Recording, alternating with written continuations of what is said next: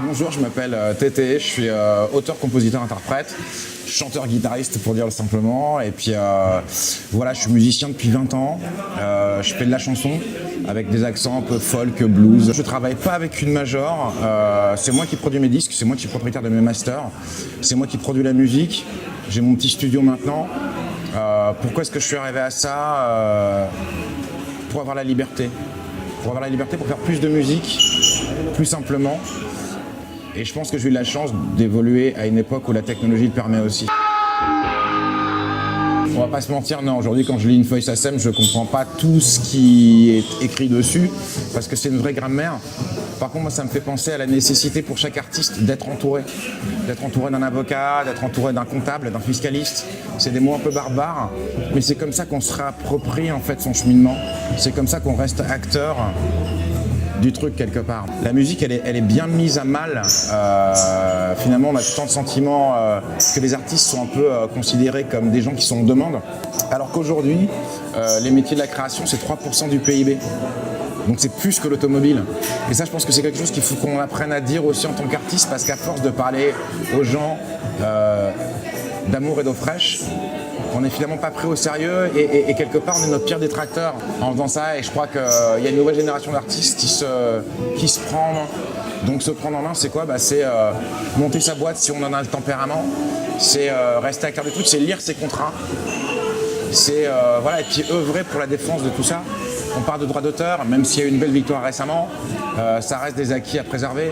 On parle d'un statut, on parle de l'intermittence du spectacle, on parle de l'aide au festival dont on sait que 100 bon nombre sont amenés à mettre la clé sous la porte. Enfin, voilà, il y a un certain nombre de combats, un certain nombre d'avant-fronts.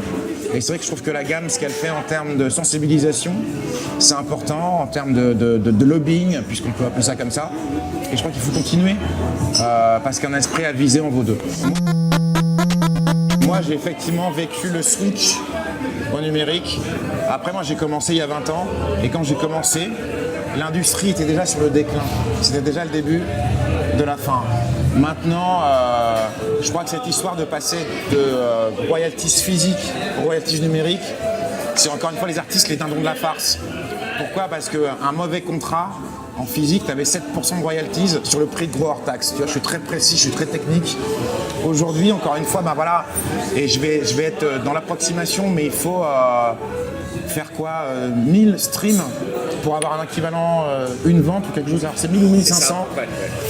Donc on se rend bien compte que, encore une fois, on a rebattu les cartes en faisant flip devant les yeux des artistes.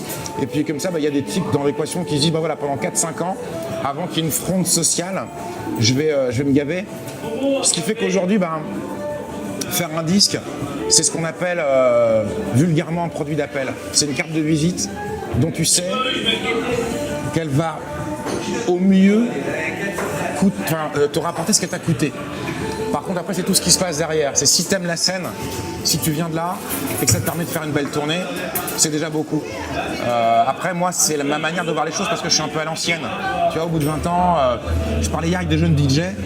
Eux, la SACEM, les droits de répartition, ça leur parle pas parce que c'est des mecs qui font 90% de leurs trucs sur YouTube. Donc, ils sont royalties. Je crois qu'on essaie d'appliquer, pour terminer, des méthodes de répartition qui ont été inventées pour le hip-hop et l'électro, qui sont consommés par des jeunes qui utilisent YouTube comme un Walkman. Donc un jeune qui arrive avec un hit électro ou hip-hop, à la fin de la journée, peut faire 500 000 vues.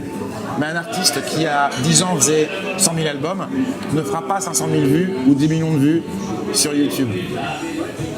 Donc voilà, après, est-ce que c'est pas juste les ajustements qui sont nécessaires à tout nouvel ordre, entre guillemets. Enfin, tu vois, au début de siècle, Henry Ford a inventé pas le staccanovisme, mais le Fordisme, avec tout ce que ça a d'aliénant.